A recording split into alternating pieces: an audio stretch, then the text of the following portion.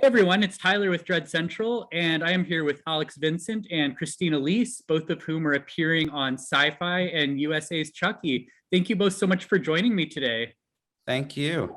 Appreciate it. Absolutely, it's an absolute pleasure. So, Alex, you as Andy and Christine, you as Kyle, have been seen as heroes in the Child's Play universe. But now we have Jake, who kind of blurs the lines and tries to use Chucky for revenge. How do you think that changes the established dynamic of the Child's Play series? Well, I think it opens up fans' eyes to a different perspective of Chucky as a character, for one thing. And also just, it touches a lot on how anyone can become a killer if they're pushed the right way. And whether or not Jake goes down that road or not, I'll give you an example. I mean, I've never seen so many people root for the death of a 13-year-old girl as I have over the past 4 weeks.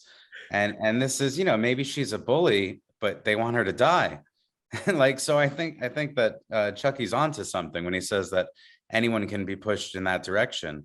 I'm not sure if that fully answered your question, but I think it adds nuance to Chucky too. I mean, he's becoming, more multidimensional now with his lack of bigotry and sort of a soft spot for a kid that's being bullied, while also manipulating a kid into doing things that he should never be doing. It's a really complicated role for Zach to play. I mean, really, Jake is a really complicated, nuanced character, and I think it's really awesome to see Chucky have more to do than just kill and make wisecracks. Absolutely.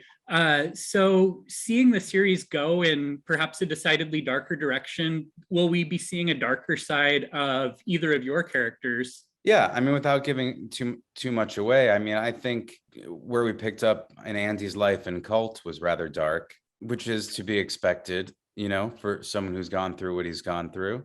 But yes, I think we're learning more about where they are now, certainly, and also, maybe what their motivations are to even continue a life of in Andy's case, torment, I think. So yeah, I think more than it touching upon only their darkness, I think it touches upon their relationship with each other in ways that fans maybe have been curious about for years.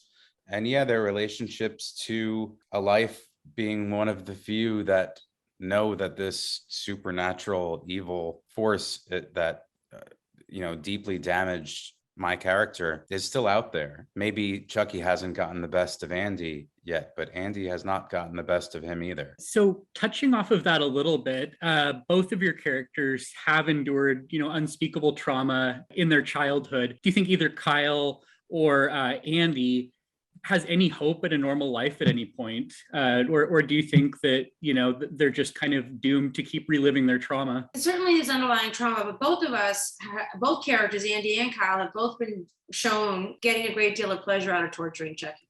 That was my re-entrance at the end of Cult, was to walk in with a smile on my face just to torture him. And Andy's been doing it for some time already too. It affects people differently. And when you grow up in a dysfunctional family, that's all you know. You think everybody else's family is as dysfunctional. You don't realize that, there's other ways to live. And so, especially for a character as young as Alex's was when it began, I think it'll be normal for them. It's a normal life for them. I'm curious, with both of you being kind of pulled back into the franchise and, in the film universe and, now in the televised universe, what does it feel like to still be fan favorite characters after, several decades have passed? That must feel good to know that you made such an impact on viewers and horror fans. Absolutely. I mean, it'll be interesting when our episodes air, a little bit, because I know that, fans have rooted for Andy pretty much from the beginning. It wasn't like back then, the sympathetic young cute victim in a film, nobody really rooted for them to die. Nowadays, I think people are a little more cavalier about the leads, and they kind of don't give a shit if they die incredibly spectacularly. They'll root for that just the same. Being a fan favorite the one benefit that stands out more than most in a horror film is nobody seems to root for us to die, which is good because we don't want the less Dawn thinks about killing our characters, the better. Yeah, and this is, I think, I mean, for me, it's like a lottery win. I said it about 90210, and I got to come back to BH 90210 as sort of a fan favorite or a fan like most hated character because she was sort of divisive. It's a really huge lottery win as an actor to have played roles like that because fans respond so well, or so at least so full-throatedly, she gets to come back. That's a really rare thing, and something that, I mean, to not have to audition for a job is gold, and such a great job, and to work with people you've known for 30 years. In both cases, for me, that was the truth. Yeah, I couldn't be more grateful, and I hope that people like what Andy and Kyle get up to, so that Dawn does not feel inspired to kill anybody off. That would suck. That's tremendous. And with Emily, I genuinely think that you showed a vulnerability to her on 90210, that made people kind of root for her, even though she may have been something of a villain, and troubled. You showed a humanity to her. And, I think that really shows great capability and range on your part. Thank you. Of course. Thank you both so much for joining me today. It's been a true pleasure. Thank you, Tyler.